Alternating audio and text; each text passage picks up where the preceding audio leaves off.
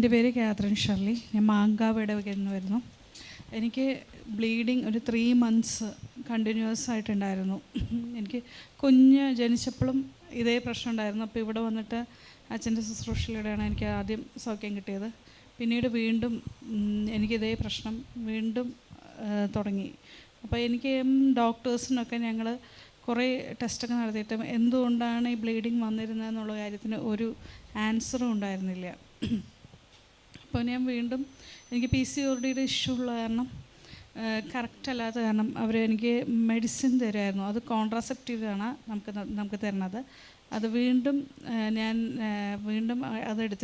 അതെടുത്തു.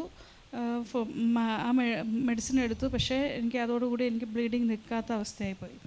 ഇപ്പോൾ വീണ്ടും ഞാൻ അച്ഛൻ്റെ ഇതിലേക്ക് നോക്കിയിട്ട് എനിക്ക് വരാനൊന്നും വയ്യ. എനിക്ക് നടക്കാനോ സ്റ്റെപ്പ് കയറാനോ ഒന്നും പറ്റാത്തൊരവസ്ഥയായിപ്പോയി. 3 months എനിക്ക് വല്ലാത്തൊരു വീട്ടിൽ നിന്ന് ഇങ്ങനെ പോവും, പള്ളിയിലേക്ക് എന്തെങ്കിലും പോയി നിൽക്കും എന്നല്ലാണ്ട് എനിക്കൊന്നും വയ്യാത്ത അവസ്ഥ. അപ്പം ഞാൻ തിരിച്ചു ഇതിനെക്കുറിച്ച് എനിക്കൊരു വലിയ ബോധ്യങ്ങളൊന്നും ഉണ്ടായിരുന്നില്ല. അപ്പം ഞാനത് എന്തുകൊണ്ടാണ് ഞാൻ ഇതിന് ആൻസർ കിട്ടാൻ വേണ്ടിയിട്ട് പ്രെയർ ചെയ്തിട്ടുണ്ടായിരുന്നു. പക്ഷേ പിന്നെ എനിക്കിത് മനസ്സിലായി. പിന്നെ ഇങ്ങോട്ട് ഞാൻ പ്രെയർ റിക്വസ്റ്റ് മദേഴ്സിൻ്റെ ഗ്രൂപ്പിലിട്ടു. അപ്പം തന്നെ മരിയൻ വാട്സപ്പ് പ്രാർത്ഥനയ്ക്ക് വേണ്ടി അയച്ചു കൊടുത്തു. അപ്പോൾ എനിക്ക് മെഡിസിൻസ് ഓൾറെഡി നിൽക്കാൻ തന്നിരുന്നെങ്കിലും എനിക്കതൊന്നും കറക്റ്റായിരുന്നില്ല, അതെനിക്ക് എഫക്റ്റീവ് ആയിരുന്നില്ല. പ്രെയർ ഞാൻ മനസ്സിലാക്കി, എനിക്ക് ഇതാണ് ഒരു റീസൺ എന്ന് മനസ്സിലാക്കി കഴിഞ്ഞപ്പോൾ ഞാൻ ക്ഷമ ചോദിച്ചു, പ്രാർത്ഥിച്ചു. പിന്നെ അച്ഛൻ പ്രെയർ റിക്വസ്റ്റ് ഇട്ട് കഴിഞ്ഞ പാടെ തന്നെ എനിക്ക് നെക്സ്റ്റ് ഡേ തന്നെ എനിക്ക് എൻ്റെ ബ്ലീഡിങ് സ്റ്റോപ്പായി. പിന്നെ നമുക്ക് നമ്മെക്കുറിച്ച് ബോധ്യമില്ല. കാതറിന് മാത്രമല്ല, ക്രിസ്ത്യാനികളെ എല്ലാവർക്കും അങ്ങനെ തന്നെയാണ്.